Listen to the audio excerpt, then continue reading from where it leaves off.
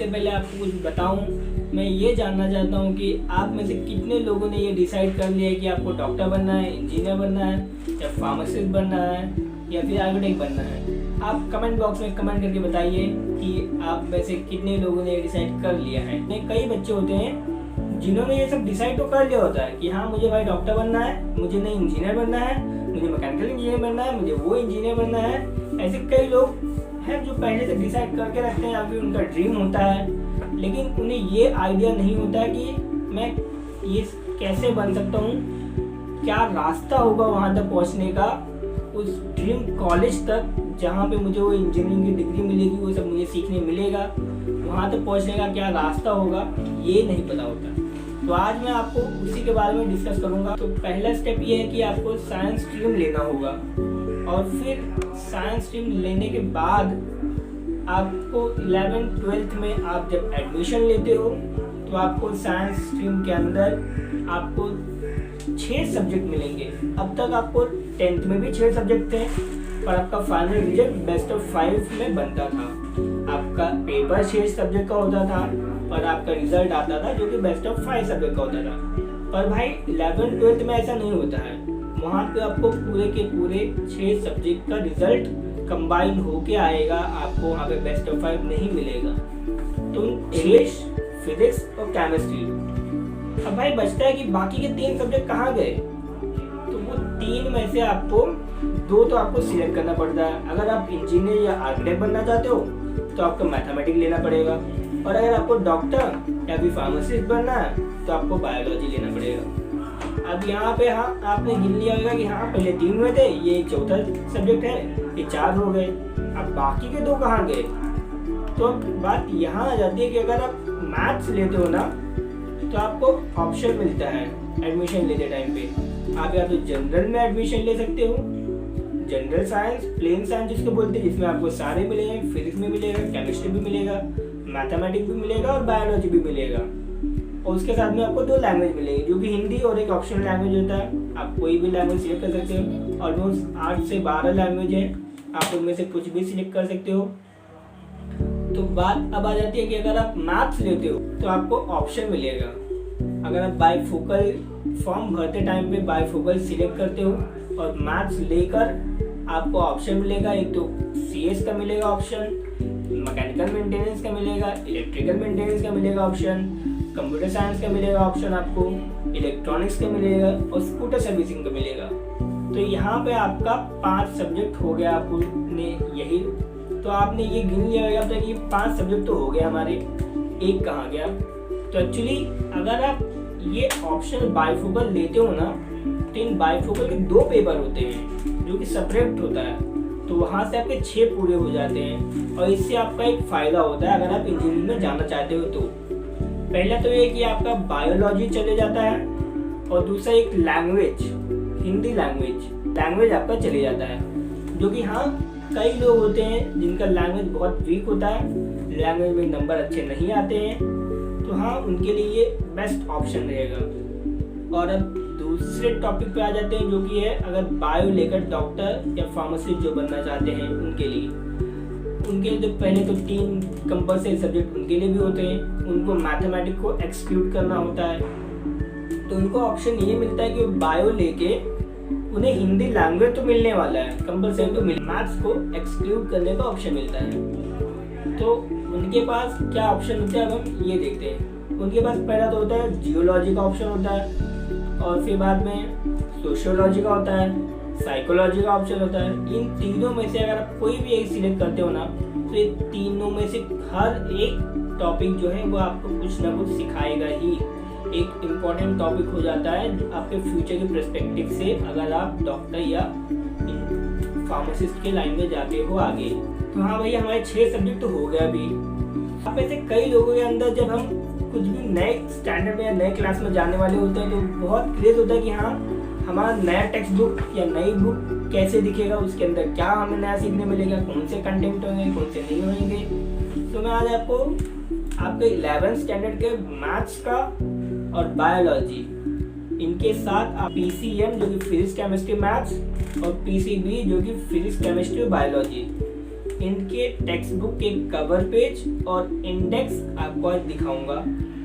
आप देख लीजिए, पॉज करके वीडियो देख लेना, उसमें कौन से इंडेक्स के अंदर कौन से टॉपिक्स आपको नए सीखने मिलने वाले हैं।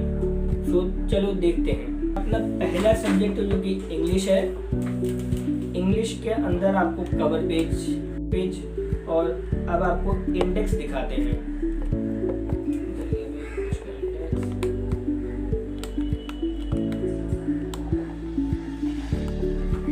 तो ये रहा आपका इंडेक्स इंग्लिश का।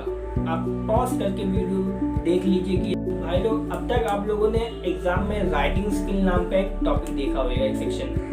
उस सेक्शन में आपको एक तो लेटर राइटिंग मिलता था, या तो फिर एक्सपांशन ऑफ आइडिया मिलते थे, ये सब मिलता था, स्टोरी मिलता था।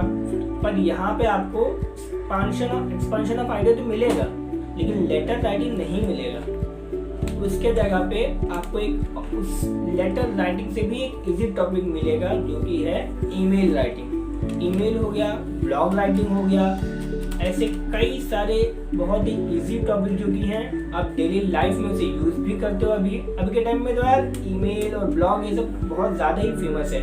आप में से कई लोग ब्लॉग पढ़ते भी होंगे, बहुत से लोगों के और कई लोग तो ईमेल का भी यूज़ करते होंगे। आप मोबाइल स्टार्ट करते हो यार, तो मोबाइल में पहले तो आपको ईमेल का वेरिफिकेशन ही करवाना होता है, तो आप उससे तो फ्रीली हो। आगे बढ़ते हमारे नेक्स्ट सब्जेक्ट की ओर, जो कि है हमारा केमिस्ट्री। तो ये रहा हमारा केमिस्ट्री का कवर पेज और ये है इंडेक्स, जिसके अंदर आप पॉज करके वीडियो देख लीजिए एक बार कि आपको कौन कौन से टॉपिक्स मिलने वाले हैं केमिस्ट्री के अंदर। अब तक आप लोगों ने साइंस में खाली साइंस 1 और साइंस 2 पढ़ा होगा।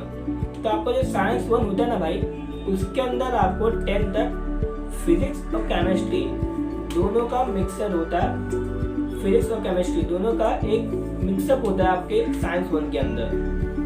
और साइंस 2 जो होता है ना, वो आपका बायोलॉजी होता है। 11th और 12th में आके आपको फिजिक्स अलग हो जाएगा, एक अलग टेक्स्ट बुक मिलेगी, केमिस्ट्री अलग हो जाएगा और बायोलॉजी तो कंप्लीट अलग हो ही जाएगा। अब बढ़ते हैं हमारे नेक्स्ट सब्जेक्ट की ओर, जो कि है फिजिक्स। ये रहा आपका फिजिक्स का कवर पेज, तो ये रहा आपका फिजिक्स का इंडेक्स। आप इसे पॉज करके देख लीजिए, बहुत ही अच्छे टॉपिक्स हैं।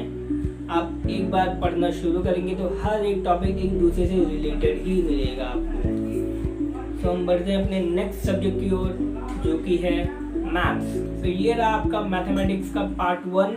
एक्चुअली मैं आपको ये बताना चाहता हूँ कि अगर आप 11th और 12th में जाते हो और आप मैथ्स लेते हो, तो आपको यहाँ पे आप इसके इंडेक्स पेज को देख लीजिए, इसमें कौन कौन से नए टॉपिक्स मिलेंगे।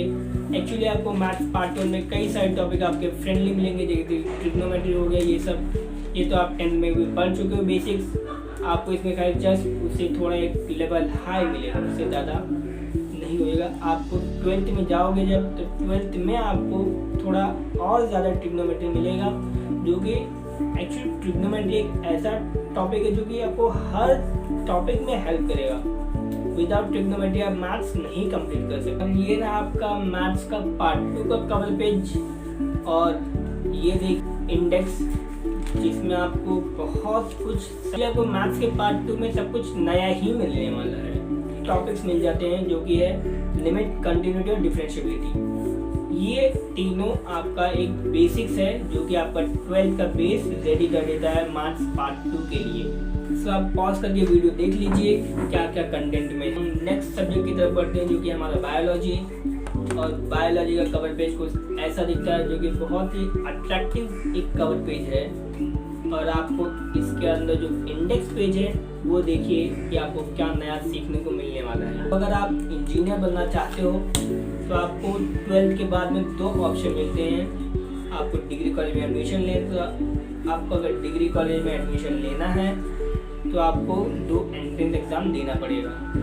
उनमें से एक है जेईई, जो कि नेशन वाइड होता है, ऑल ओवर इंडिया होता है, और दूसरा है सीईटी, जो कि हर एक स्टेट का अपना सीईटी का एग्ज़ाम होता है। तो जो सीईटी का एग्ज़ाम होता है, उससे सीईटी के एग्ज़ाम के अंदर मोस्टली सारे स्टेट कॉलेजेस आ जाते हैं। और जेईई के अंदर आपको कुछ आईआईटीज हो गए, एनआईटीज हो गए, ट्रिपल आईटीज हो गए, और बहुत सारे स्टेट कॉलेजेस भी जेईई के अंदर आते हैं। और अगर आप डॉक्टर या फार्मासिस्ट बनना चाहते हो तो आपको नीट का एग्ज़ाम देना होगा।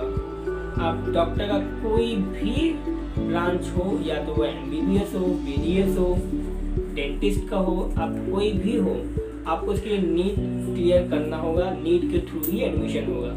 पर हाँ, अगर आप फार्मासिस्ट बनना चाहते हो तो उसके लिए आपको CET का एग्ज़ाम अगर आप देते हो तो भी हो जाएगा। स्टेट कॉलेज में आपका एडमिशन फार्मासिस्ट के लिए हो जाएगा। अगर आपको वीडियो अच्छी लगी हो तो कमेंट बॉक्स में बताइए।